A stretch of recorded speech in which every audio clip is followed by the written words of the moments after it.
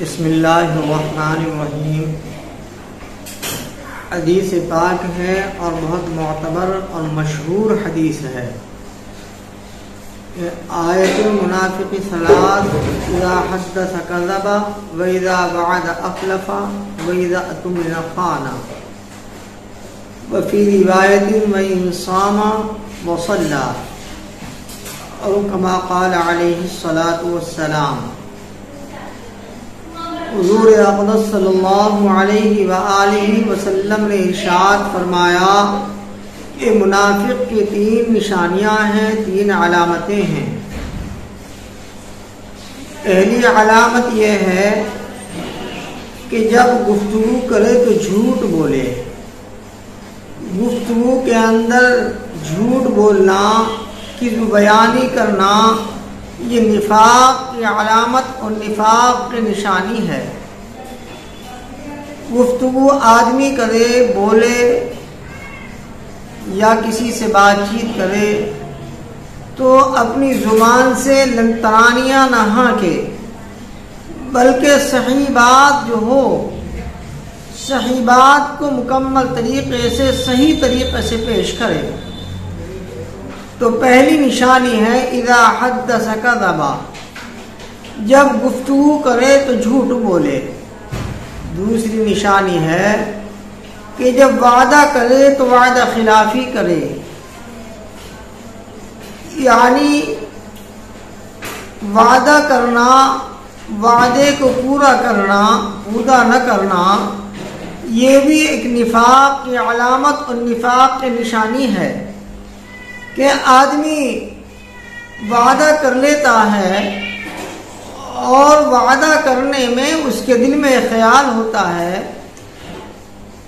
کہ میں بات بات میں یہ بات کہہ چکا ہوں، یا کسی کی پاسداری میں نے یہ بات کہہ دی ہے، دل میں اس کے خیال ہوتا ہے کہ میں کہہ تو رہا ہوں لیکن میں اس وعدے کو پورا نہیں کروں گا۔ اس لیے صاف طور پر ارشاد فرمایا کہ وَإِذَا وَعَدَ أَخْلَفَ، جب وعدہ کرے تو وعدہ خلافی کرے، وعدے کو پورا نہ کرے۔ وعدے کو پورا نہ کرنا یہ بھی نفاق کی علامت اور نفاق کی نشانی ہے۔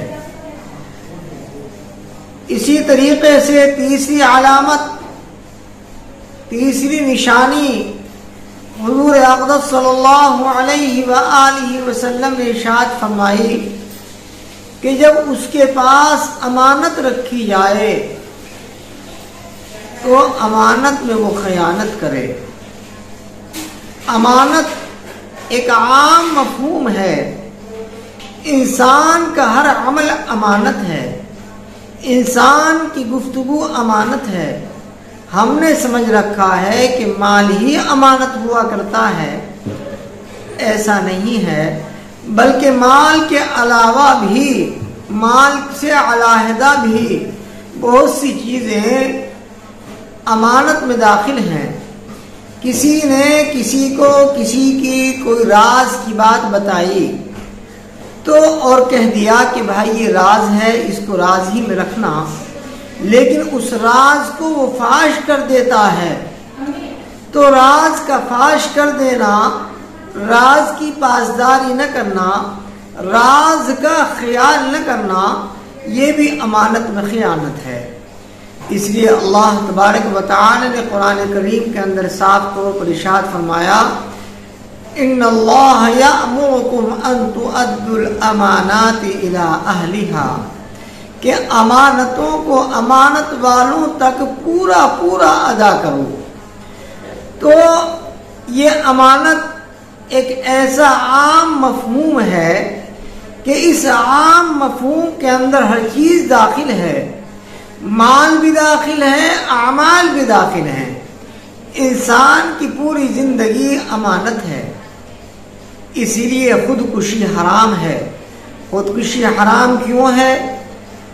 کہ انسان کا جو بدن ہے، انسان کے جو اعضاء ہیں، یہ انسان کا جسم اللہ رب العزت نے ہمیں امانت کے طور پر دیا ہے۔ اس جسم کا، اس بدن کا ہم صحیح استعمال کریں۔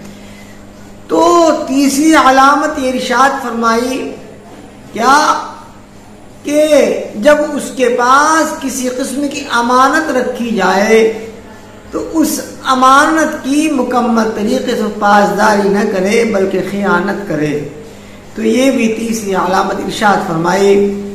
ایک روایت کے اندر تو یہ ارشاد فرمایا وَإِنْ صَامَ وَصَلَّى، اگرچہ وہ روزہ رکھے اور نمازیں پڑھے لیکن پھر بھی وہ منافق ہے۔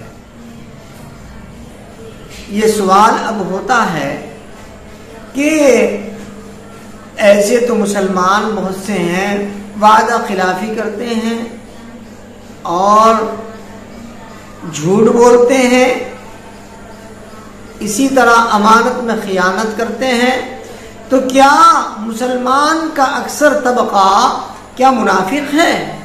تو اس کے بارے میں حضرات علماء کرام یہ ارشاد فرماتے ہیں کہ نفاق کی دو قسمیں ہیں، ایک ہے نفاق عملی اور ایک ہے نفاق اعتقادی۔ نفاق اعتقادی کسی بھی حال میں معاف نہیں ہے، نفاق عملی یہ کسی درجے میں معاف ہے۔ تو اس وقت جو مسلمان جھوٹ بولتا ہے، وعدہ خلافی کرتا ہے، اسی طرح امانت میں خیانت کرتا ہے، تو وہ نفاق عملی کے اندر مبتلا ہے۔ اس لیے ہمیں چاہیے کہ حضور اقدس صلی اللہ علیہ وآلہ وسلم نے جو منافق کی 3 علامتیں اور 3 نشانیاں ارشاد فرمائی ہیں، یہ انسان کو ان تمام کی تمام چیزوں سے بچنا چاہیے اور پرہیز کرنا چاہیے۔ اللہ رب العزت والجلال مجھے بھی اور سبھی کو عمل کی توفیق ارزانی نصیب فرمائے۔